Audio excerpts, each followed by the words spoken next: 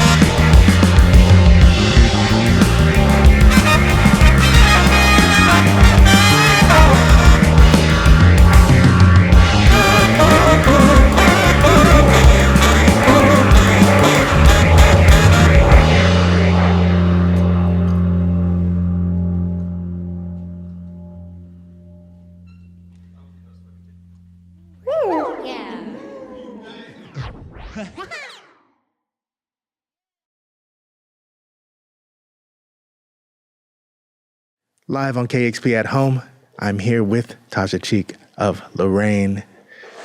Tasha, that was wonderful. Where did y'all record that at? We recorded it in Greenpoint at Mexican Summers Studios. Yeah. Lovely. If you would, tell us about the other players with you. Yeah. So Ben Chapato Katz is on saxophone and synths, and also was a kind of guiding light for the record. There's Justin Felton, who plays guitar, and Alwyn Robinson, who handles drums and percussion. And are all these the same players on the record, Fatigue?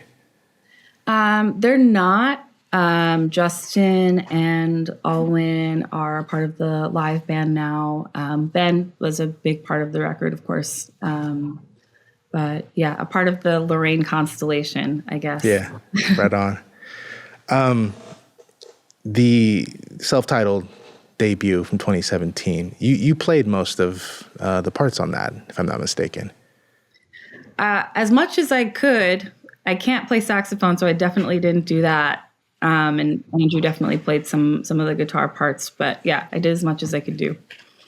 How was it kind of finding other players and kind of fleshing that out with other people, getting it out of your head? It's new for me. There's a lot more contributors on this record than there were on the first record, and I'm painfully shy, so it's sometimes hard to open up the process, especially when the record isn't done, I'm really kind of being vulnerable and letting people in at a moment when I'm still kind of figuring things out. But I feel really thankful to have worked with all the people that I did. They're all musicians that I really admire and love, and they were very patient with me. Excellent. You speak of that vulnerability that comes across. Lorraine's music is striking in its vulnerability, its intimacy. It's so immediate how you feel it. The warmth. It's very watery. That might be the cancer coming through. I was going to say, real cancer vibes. For sure. I saw your birthday's July 12th. I'm July 13th. July 14th? Yeah. Oh, Yeah, okay, my bad. Steel Day. Okay, nice. My birthday's the day before, so I was like, I know these vibes here. Nice. Right on. And I know that first record was processing a lot of grief, was kind of part of the emotional territory on that record. Is that still a big part of the landscape on Fatigue? Are you kind of going some other places that are new to you? Yeah, I mean, I think of grief in a kind of broad way. It literalized itself in the midst of working on the first record, but also, I don't know, something like the Death Card in Tarot, right? Like, it's more about rebirth and beginnings. And I think that's always something I'm thinking about, and also thinking about grief in literal ways too. But I think that's a part of the Lorraine DNA now, for sure. And then with each record comes new themes and concepts that I'm interested in exploring, but that's always there. Right. I remember you had like an open playlist, I think, on Spotify. It was it grief and joy? Yeah. Yeah. That was striking. I loved that, and kind of asking people to interpret that. And that really spoke to that DNA you're talking about. Yeah, I found a lot of great music on that playlist. That was a project that accompanied my performance at National Sawdust. And I forgot that was still around, actually. So thank you for that reminder. I really love that playlist. Oh, it's great. Yeah, it's still in my favorites every now and then I come across, and I'm like, oh, yeah, there's so much stuff on that. Tell me about the new record, Fatigue, and literally Fatigue. How did that inspire? I mean, I'm tired. I'm just really tired. Relatable. A lot Big mood. of stuff. And that is kind of the prevailing feeling, I guess. I'm always doing a lot of things at once. There are a lot of things happening. The album is about change in a loose sense, and that's really tiring to like embody and to think about. I don't know. It just felt like Fatigue was the kind of connective tissue of all the different things I was thinking about. Yeah. I love how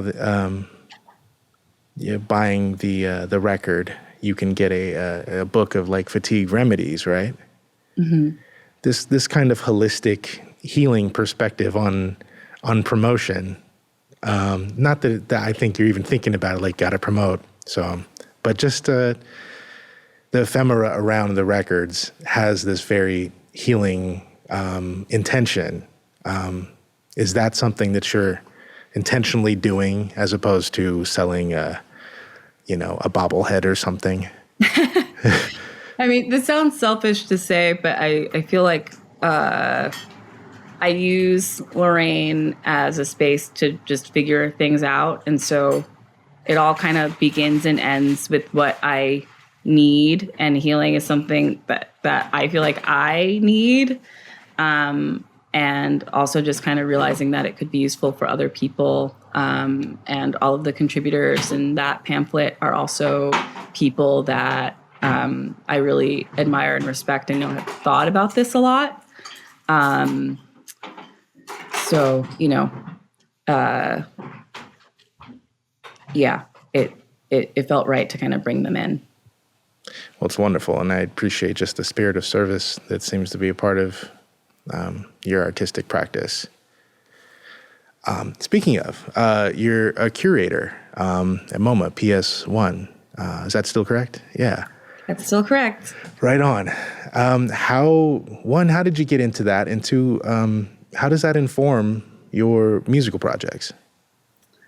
So I have been working in the art world pretty much forever, and I've had an interest in sound forever. And I've been pretty stubborn about trying to stay in that realm. And a position opened up at PS1 and I applied, and it just felt like a good fit to me. And thankfully they agreed, and I've been there ever since. I think that musicians in general are curators or think curatorially by nature, especially when you don't have support, which I didn't until recently.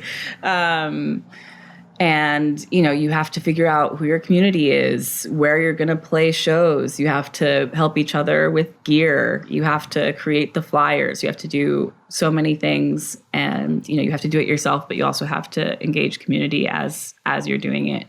So I think on that base level, curatorial thinking is just kind of a part of my general thinking because I am a musician. It's kind of hard to pry the two apart.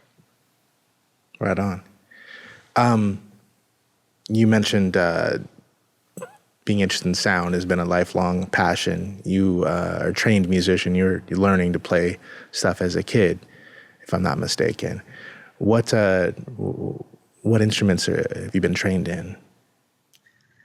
Well, I grew up studying piano, as a lot of people do. I played cello in school and was really into the recorder, which feels really silly to say, but I was really into it and played in a lot of trios and quartets. There's no recorder shaming here. That's good. Yeah. It's really great. It's a real instrument, and it's a great instrument, and I was very into it. And later I started teaching myself bass to be able to play in bands. And at that point, I really didn't know about all of the woman bass players there are in the world. I just didn't know that they existed, and so it felt like new territory for me. Yeah, I think that's it. Right on. Are you from a musical family, musical background? Not a lot of musicians, but my dad was kind of in music and my mom liked listening to music a lot. So it was definitely around. Okay. I read an interview where you said your grandfather ran a jazz club. Mm-hmm. Was there ever any kind of, any jazz uncles, family members from that world kind of thing?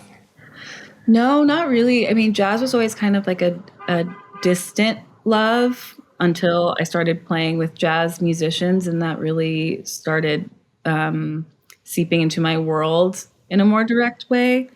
But yeah, I only fairly recently learned that my dad's dad had a jazz club maybe a 5-minute walk away from where I live. It was called the Continental, and it was around in the 50s. But it's been fun talking about it because now there's all these people that discover this that want to help me figure out more about this club. And so people will send me articles and clippings and things like that, which has been really nice. That's fantastic. I've seen you describe your music as not jazz, which I thought was pretty great. And when I've put people on Lorraine, they're like, well, what is this? And it can be really hard to just kind of break down. But, I've certainly gotten dream pop and like cosmic jazz and things like that. And okay, I interviewed Serpent with Feet last year, and there was a point where we talked about Brandy, and he mentioned that Brandy was one of his sacred texts. And I just like that so much better than asking, what are your influences? So Tasha, what are some of your sacred texts? Wow. I love that. I love that new record so much. I've just been listening to it so much. It really just, whew. Wow. Yeah. Brandy for me too, for sure. Coco. Yeah. That first solo record. Yeah. I used to clean my room to that record, and I can't explain it. It's 90s R&B is just the most beautiful, amazing thing to me. I feel like I've been getting more into gospel. I didn't grow up going to church and wasn't particularly spiritual as a kid either. But there's something about gospel music that really just, I don't know. It just hits me in a place that nothing else does. And there's a lot of other stuff too. Animal Collective, I always say, which, it just is true. I'd have to think about it. There's so many people that I feel like have been so influential to me, and that without them, I would not be making the music that I make now. Right on. How much did you make the entire record, Fatigue, during the pandemic? I didn't. It was mostly done, and I spent a lot of time tweaking during the pandemic, and also just kind of reflecting on the record as a whole, because I just have a pretty intuitive process, and I don't really know what I'm doing in a very direct sense until it's all over. And so I spent a lot of time just listening to the record and thinking about it, and trying to figure out what I was doing and what the record was about. And so the title came in quarantine. The song titles also came in quarantine. Also, I renamed all of the songs to be 2 syllables and to read kind of like a poem. Oh, wow. Okay. So all of the songs kind of have 2 different titles. There's like the original titles and then the new public titles. So I never really know the names of any of my own songs. Oh, wow. How can we get the original, the demo titles? Is that something that's going to come with the deluxe reissue? I'm sure it'll just happen if I'm on stage and talking. Yeah, you'll just say it. I mix them up all the time. People are going to be like, Two-Face, and you're like, oh, wait, you mean that other, right? That's exactly how it goes. But of course, there hasn't been a lot of playing live, of course. And has the pandemic kind of offered a unique period of incubation for this record? Yeah. To be honest, the break from shows felt good to me. I needed a moment to just kind of sit and think, and I spent a lot of time just kind of going through the things in my workspace, and just cleaning and decluttering and all of that. I didn't have tons of creative energy. I didn't feel super motivated to make. I was pretty overwhelmed during a lot of the pandemic. I'm very grateful, but I think just being around so much death, and just seeing the ineptitude of the government and seeing how much people are hurting, it's really hard to not feel that. So I didn't really want to make anything, and I felt a lot of guilt about it. And in talking to other musicians, I realized that, I shouldn't feel guilt about that at all, that it's okay to pause. Yeah, absolutely. And it sounds like it was somewhat opportune in offering you a chance to recharge somewhat. Watching an interview you did with Laraji some months ago helped me immensely preparing for an interview I did with him for a session here. And so I just had to ask you about that. How long have you been a fan of Laraji's work? For many years. For many years. And I don't think I really put together until recently how laughter is kind of a thread between our work. Seems really silly because it's so obvious, but I just didn't think about it at all. So I use laughter a lot in my recordings, and I laugh a lot. And in my live shows, I use laughter. It was really, I feel like I have a lot to learn from Laraji. And it was a real honor to talk to him. We'd met a couple of times in the past, and I invited him to be a part of a program at PS1 honoring Alice Coltrane. But it still just feels like, oh my God, I'm talking to Laraji. Yeah, right. I felt the same.